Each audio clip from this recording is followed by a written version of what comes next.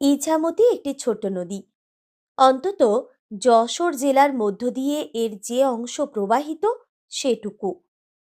দক্ষিণে ইছামতি কুমির কামট হাঙ্গর সংকুল বিরাট নোনা গাঙে পরিণত হয়ে কোথায় কোন সুন্দরবনে সুঁদরি গরান গাছের জঙ্গলের আড়ালে বঙ্গোপসাগরে মিশে গিয়েছে, সে খবর যশোর জেলার গ্রাম্য অঞ্চলের কোনো লোকই রাখে না। ইছামতির যে অংশ নদিয়া ও যশোর জেলার মধ্যে অবস্থিত, সে অংশটুকুর রূপ সত্যিই এত চমৎকার, যারা দেখবার সুযোগ পেয়েছেন তারা জানেন। কিন্তু তারাই সবচেয়ে ভালো করে উপলব্ধি করবেন যারা অনেক দিন ধরে বাস করছেন এ অঞ্চলে। ভগবানের একটি অপূর্ব শিল্প এর দুই তীর, বন বনানীতে সবুজ, পক্ষী কাকলিতে মুখর।